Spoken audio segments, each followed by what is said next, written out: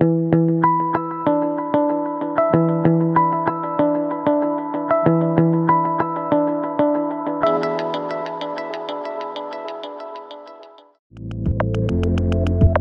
sommes venus rencontrer le maire de Ville-Mont-Royal, Philippe Roy, à la mairie, pour qu'il nous parle d'un projet de grande envergure, le projet Royalmont.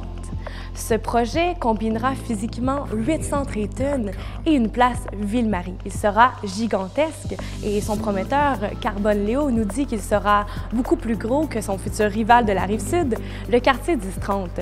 On a beaucoup entendu parler de craintes par rapport à ce projet, mais aujourd'hui, nous tenterons d'en savoir plus sur ce projet d'envergure et surtout sur les répercussions positives de ce projet.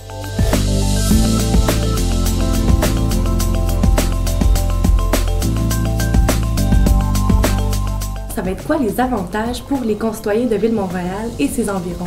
L'avantage, c'est d'avoir un centre de cette nature-là, de cette envergure-là, à proximité de chez eux, accessible en transport en commun. Donc, ils n'auront plus à traverser les ponts, à se taper le trafic, aller à Laval, aller à la Rive-Sud, à Brossard, aller à Mirabel. Donc, selon moi, ça, c'est le plus gros avantage. Est-ce qu'il y en a d'autres? Il y en a des avantages aussi de création d'emplois, il y a des avantages aussi de retombées financières. On parle à peu près de 40 millions par année que Montréal et Mont-Royal vont se séparer en termes de retombées. On attendait l'opportunité d'avoir un beau projet comme ça, il nous est arrivé.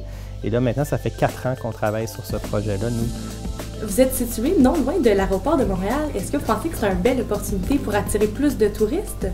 Ils ont l'intention, en créant un genre de centre des congrès, de faire ce qu'ils appellent un hub d'affaires, de créer ce genre de lieu de rencontre-là, où là, les gens d'affaires du centre-ville iraient rencontrer leurs clients, là, sur place. Donc ça, il y a ce tourisme-là d'affaires. Outre la passerelle qui va relier le métro Savane au centre commercial, est-ce qu'il y a d'autres moyens qui vont être employés pour essayer de gérer la circulation? La question de l'ouverture de Cavendish, on n'a jamais fini ce grand boulevard-là. Et ce boulevard-là permettrait d'ouvrir tout le parc industriel où va être le Royalmont du côté ouest. Alors ça, c'est en route. Vu son axe sur le divertissement, comme on a beaucoup parlé, est-ce que vous pensez que ça pourrait avoir des répercussions négatives, nuire au quartier des spectacles de Montréal?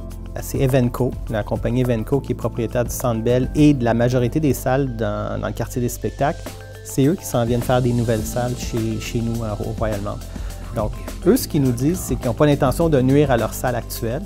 C'est qu'il y a à Montréal un problème. On a une immense salle de 20 000 personnes, 20 000 places au Centre Bell et on a des petites salles, des 1 500, 1 000 ou 1 500.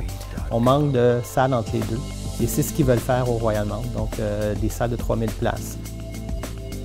Le projet a été accepté d'ici 2020 ou 2021.